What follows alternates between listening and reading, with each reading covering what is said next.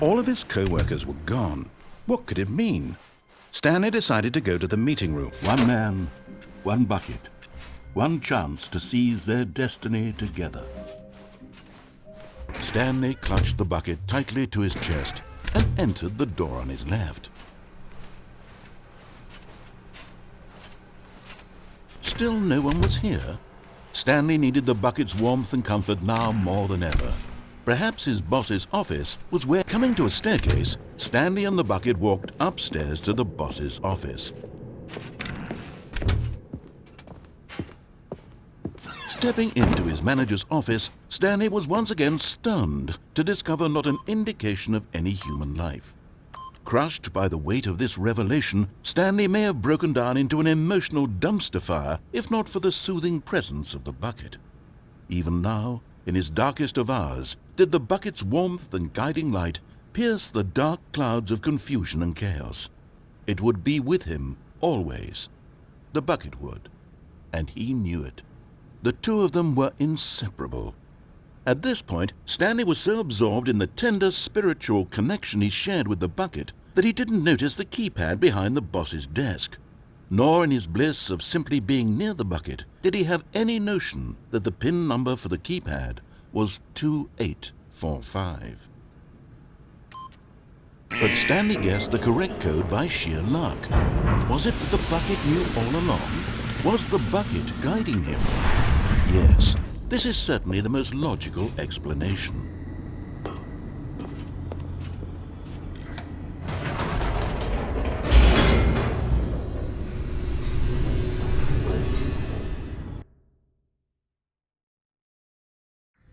The elevator raced downward, plummeting towards an unknown fate. It would be all Stanley could do to keep himself together, if not for the bucket. Soothing him, comforting him, reassuring that in this darkest moment of uncertainty, he would be all right. The bucket is here for you, Stanley. Everything will be fine.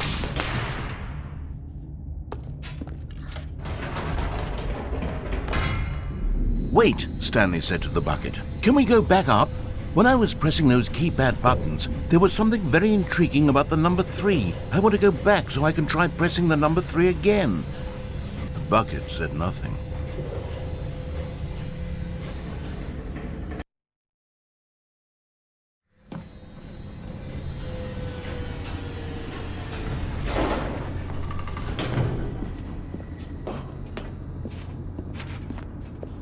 Here we are, said Stanley. Now I'm going to try out that number 3 button. He took the bucket over to the keypad and began absolutely slamming on the number 3 over and over and over. Wow, he said. The number 3 is such a special button. I'm having the time of my life. Stanley looked expectantly at the bucket, but the bucket remained silent. This was a shock to Stanley, who had always felt such a connection with the bucket. How was this not as exciting to the bucket as it was to him? Once Stanley had had enough of the number 3, he got back in the elevator.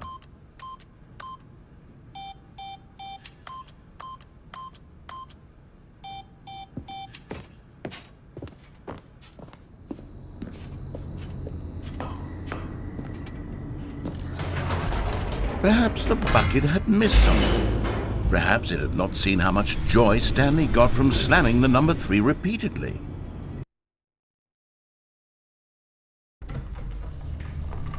A hint of regret nagged in the back of Stanley's mind. Should he demonstrate the number 3 for the bucket again? No, said Stanley to the bucket. You can't go on yet. Not till you understand how much the number 3 means to me. You and I have been through so much together, and I just want you to see what I see. Feel the happiness I feel. He smiled at the bucket, and the bucket said nothing.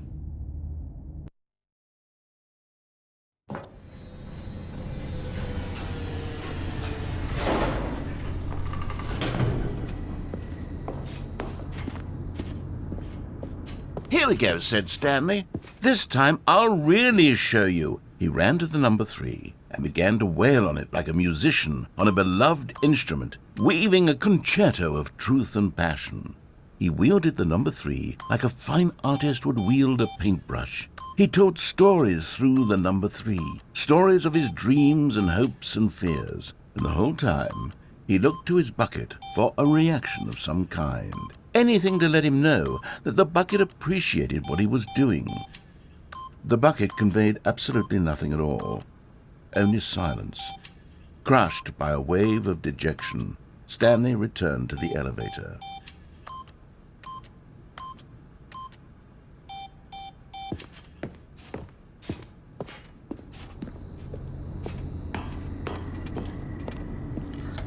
Stanley and the bucket were so close. They'd always been there for one another. Why suddenly could the bucket not connect with this passion of Stanley's?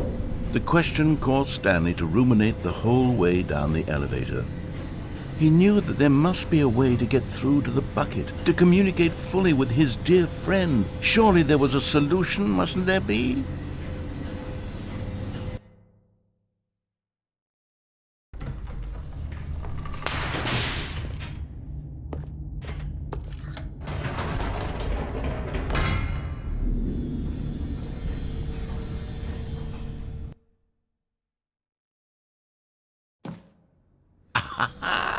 Said Stanley. I know what to do.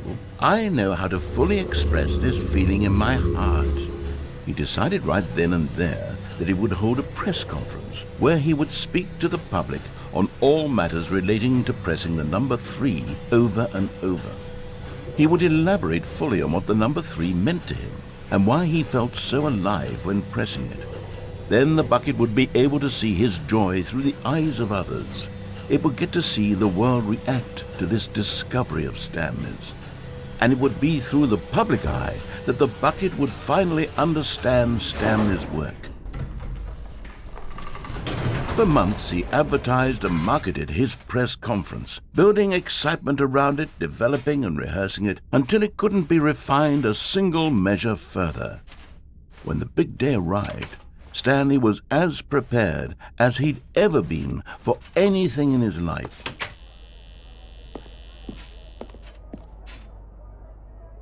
This was it. One last chance to win the bucket over. One opportunity to share a true connection with a loved one.